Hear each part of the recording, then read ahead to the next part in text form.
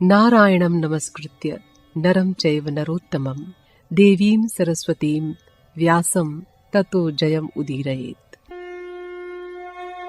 नमस्कार, चलिए शुरू करते हैं आज की कथा। उस दिन अयोध्यापुरी में आनंद का सागर लहराने लगा। जगह जगह जमा होकर लोग रामचंद्र के अभिषेक की ही चर्चा कर रहे थे। चारों ओर का कोलाहल सुनकर मंथरा उत्सुकतावश कैकेयी के महल की छत पर चढ़ गई। उसकी छत पर रामचंद्र की धाय नए रेशमी वस्त्र और गहने पहने प्रसन्न चित्त खड़ी पुरी की सजावट देख रही थी। मंथरा दासी ने उस धाय से कहा, बहन, आज तो अयोध्या में बड़ी धूमधाम है। तुम भी नए वस्त्र आभूषण पहने हुए हो, क्या बात है? मुझे भी बताओ। उसने मंथरा को सारी बातें बता दी। वो उसी समय गिरती पड़ती और लंबी लंबी सांसें छोड़ती कैकेयी के पास आकर बोली, मूर्ख रानी, उठो, सो क्यों रही हो? तुम्हें नहीं मालूम कि कैसी आपत्ति तुम्हारे सिर पर आ गई है? तुमको ये घमंड है कि बूढ़े राजा तुम्हारी मुट्ठी में हैं, पर ये तुम्हारी भारी भूल है। कुबड़ी मंथरा के ये कठोर वचन सुनकर कैकेयी एकदम घबरा कर उठ बैठी और बोली, कुशल तो है? तू ये क्या कह रही है? कैकेयी के प्रश्न के उत्तर में विष घोलती हुई मंथरा बोली, हाँ हाँ, कुशल क्यों नहीं है, सब कुशल ही है। राजा ने तुम्हारे साथ भारी छल किया है। भरत को बहाने से टालकर वो कल ही तुम्हारी सौत के लड़के राम को राजगद्दी पर बिठाने का निश्चय कर चुके हैं। अभी समय है, मैं ये समाचार सुनते ही तुम्हारे हित के लिए दौड़ी चली आई हूँ। राम के राजा होने पर तुम्हारी दुर्दशा होगी। तुम्हारी सौत कौशल्या का बोलबाला रहेगा। तुम उसकी बांदी बनकर रहोगी। तुम शीघ्र ही ऐसा उपाय करो कि राम को राज्य न मिले और उनके स्थान पर भरत राजा हों। मंथरा के ये वचन सुनकर और राम के राज्य अभिषेक का समाचार पाकर कैकेयी का मुख कमल आनंद से खिल उठा। उसने कहा, मंथरा, तूने ये शुभ समाचार सुनाकर मुझे बहुत खुश कर दिया है। ले, इसके बदले ये दिव्य आभूषण मैं तुझे देती हूँ। राम में और भरत में मैं कोई अंतर नहीं मानती। मैं तो बहुत दिनों से इस दिन की प्रतीक्षा कर रही थी। मंथरा ने वो आभूषण न लेकर कैकेयी से कहा, सचमुच तुम बहुत मूर्ख हो, रोने की जगह हंस रही हो। हाय हाय, कौन सी नारी अपनी सौत और उसके पुत्र के सौभाग्य को देखकर प्रसन्न होगी? अब भी चेतो और मेरा कहा मानो। मंथरा के यूं कहने पर कैकेयी ने कहा, तू बड़ी नासमझ है, दुष्ट है, जो इस तरह बना बनाया घर बिगाड़ना चाहती है। राम बड़े योग्य हैं, वो मुझे कौशल्या से बढ़कर मानते हैं और भरत से ज्यादा स्नेह करते हैं। कैकेयी की बातें सुनकर मंथरा का धीरज जाता रहा। वो बार बार उसकी बुद्धि की निंदा करने लगी। मंथरा ने कहा, तुम्हारे कारण भरत को जन्म भर दुख भोगना पड़ेगा। तुम मेरा कहा नहीं मानोगी तो जन्म भर पछताओगी। राम तुमको धोखा देने के लिए अभी इतनी प्रीति दिखाते हैं। राज्य पाकर उनका तुमसे और भरत से व्यवहार बदल जाएगा। मेरा कहा मानकर राम का अभिषेक नहीं होने देना। इसी में तुम्हारा और भरत का कल्याण है। बार बार मंथरा के बहकाने से कैकेयी की मति पलट गई।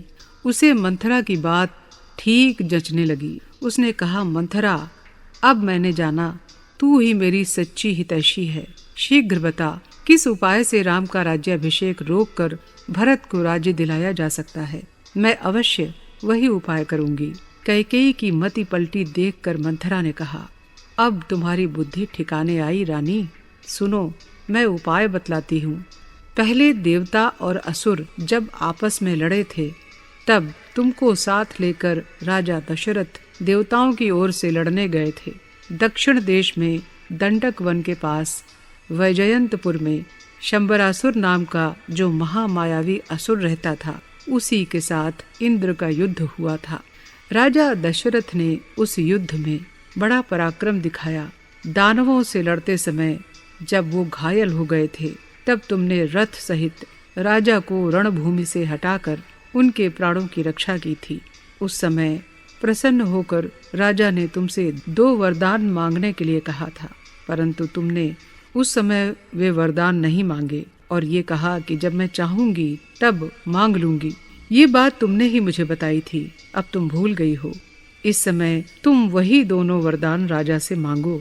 एक वरदान में ये मांगो कि भरत का राज्याभिषेक हो, और दूसरा ये मांगो कि राम 14 वर्ष तक दंडकारण्य वन में जाकर तपस्वियों की तरह रहें।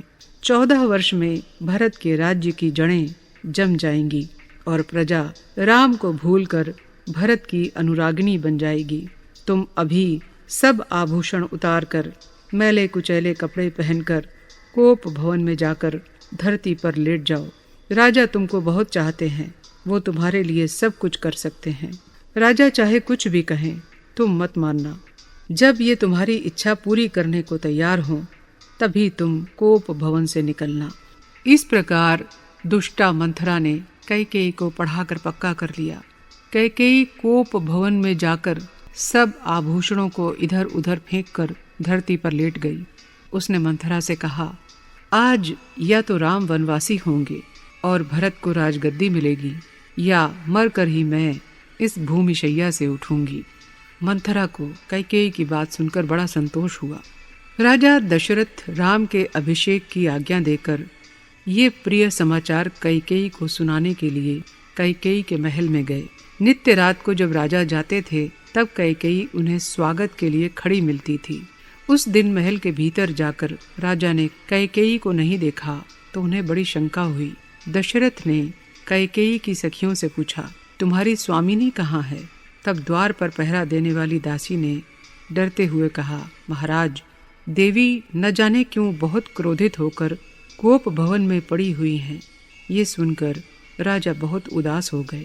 उन्होंने कोप भवन में जाकर देखा, कैकेयी ने सब गहने उतार फेंके थे और मैले वस्त्र पहनकर पृथ्वी पर पड़ी हुई थी। महाराज ने प्रेम पूर्वक कैकेयी का सिर गोद में रखकर उसे मनाते हुए कहा, देवी, तुमने आज तक कभी कोप नहीं किया, आज ये क्या बात है? तुम्हारा किसने अनादर किया है? शीघ्र मुझसे कहो। अगर कोई पीड़ा है तो बतलाओ। किसने तुम्हारा अप्रिय किया है? मैं उसे उचित दंड दूंगा। मैं और मेरे परिवार के सभी लोग तुम्हारे अधीन हैं।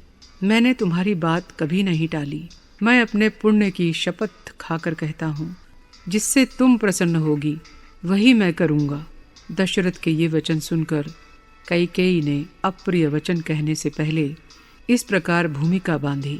कैकेयी ने कहा, महाराज, मेरा अपमान किसी ने नहीं किया है। मैं कुछ मांगना चाहती हूँ। अगर आप वो मुझे देना चाहते हैं तो पहले प्रतिज्ञा कीजिए। दशरथ ने कैकेयी के सिर पर हाथ फेरते हुए कहा, देवी, तुम क्या जानती नहीं कि राम के सिवा तुमसे अधिक प्रिय मुझे और कोई नहीं है। मैं उन्हीं राम की शपथ खाकर कहता हूँ कि मैं तुम्हारा मनोरथ अवश्य पूरा करूँगा। दशरथ को इस प्रकार प्रतिज्ञाबद्ध देखकर कैकेयी बहुत प्रसन्न हुई। उसने कहा, सब देवता, सूर्य, चंद्रमा तथा जगत के सब जीव इस बात के साक्षी हैं कि आप मुझे मेरे मन का वरदान देने की प्रतिज्ञा कर रहे हैं। अच्छा तो स्मरण कीजिए, दानवों के साथ जब आप लड़ने गए थे और रण में मैंने आपके प्राण बचाए थे, तब आपने प्रसन्न होकर 2 वरदान देने के लिए कहा था। उस समय मैंने आपसे कुछ नहीं मांगा, पर आज मैं वही 2 वरदान आपसे मांगती हूँ।